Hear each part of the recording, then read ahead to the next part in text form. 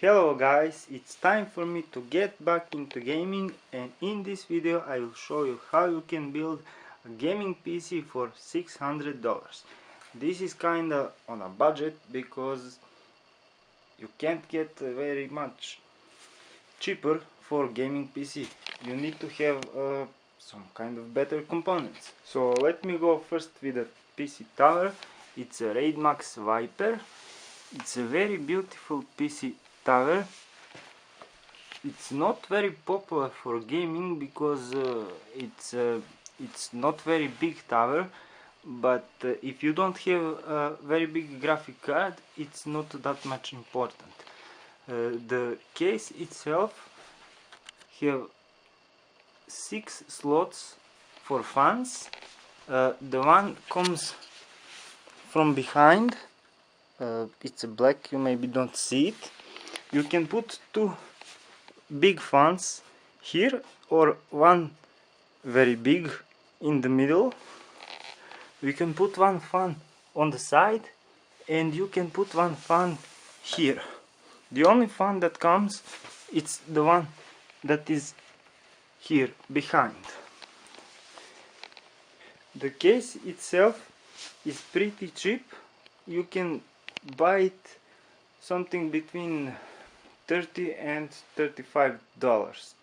For me it cost me around $35. So next is motherboard Gigabyte 9900X Gaming SLI.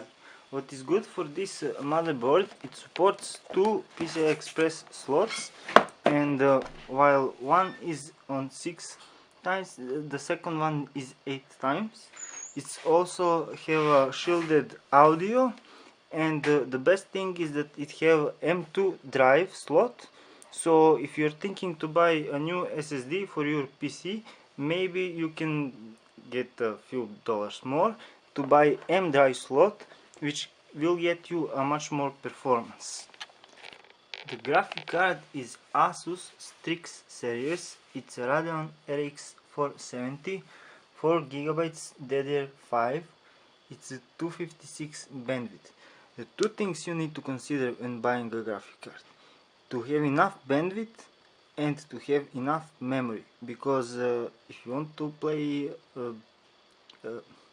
texture intensive games, you will need to have enough memory to fill up with all these textures, and if you don't have enough bandwidth, your graphic card may bottle up and have struggles copying all this memory from graphic card and motherboard. So this is basically maybe the most expensive component in this build. You can buy this graphic card around $200, but it's worth the money. If you buy a graphic card a little bit cheaper with 2 GB of RAM, you may not have enough RAM to run all the highest settings with the texture intensive games. When you consider buying a memory, you should always consider buying 2 kits in pair, because if you don't buy in pair and try to run with the dual channel, impaired memories may have a little bit of trouble. This is 8 GB. The 8 GB is some kind of minimum for gaming right now. If you buy 4 GB, you won't have enough memory, and you should also try to pair your memory with the clock speed of your processor, and try to watch out if your motherboard is enough clock for the memory. This is clock 10. I don't know if you can see. This is 8 GB DDR3, clock 10, 1866. So this is the fastest memory that you can get for the processor that I buy. You should also consider buying memories with the shielded memories with the cooling or heat sink, so it can pull out a little bit of heat from the memories. These memories will cost about $50. I also have one SSD drive here. This is not enough to save the games and run from it, but it will have OS installed and all the programs, so it will speed up drastically. Maybe not with games, because all the games will be stored on all the hard drive, but it will speed up the PC. You can buy this, is only 120 gigabytes SSD. You can find that for maybe less than $50. And this is my Toshiba 1 terabyte hard drive. You can buy this for around $50 also. It's maybe not so much of space, 1 terabyte, but for me it's enough, and this is maybe the best place to save your money.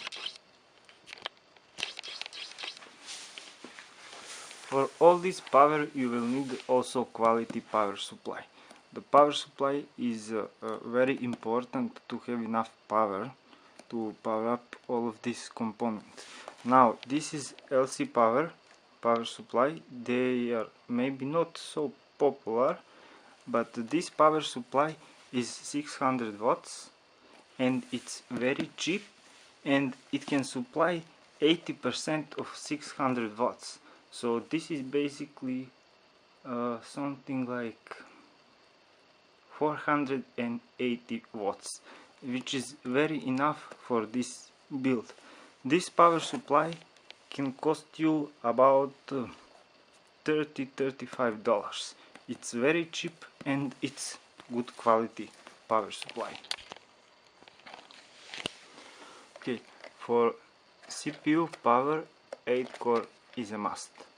So this is AMD Black Box processor, Black Edition actually, which means it's a unlocked processor. You can overclock it.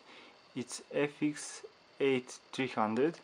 This is I think minimum from this series that you can find right now. It works on 3.3 gigabytes.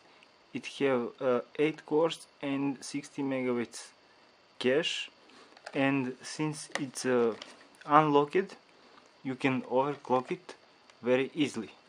But be aware, this one comes with a box and with the cooling fan, which is very small, and it won't be enough to cool out this processor.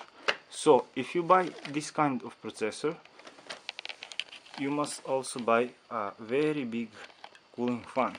This is a LC power cooling fan, which you can see is very big.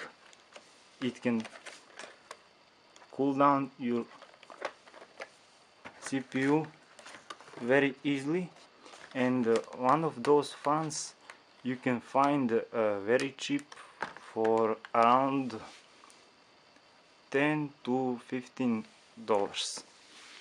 and it's worth the money because the small fan you find in here won't help you anything.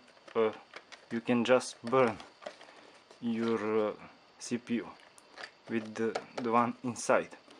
There is a better CPU which comes from FX8 series, which comes with the Wraith cooler, but it's much more expensive. This one cost about $130. Okay guys, so this is my complete build for the gaming PC, and I'm pretty sure with these specifications and this graphic card I can run almost any game on the maximum. In next video I will unpack everything and get the PC together and try to run some games.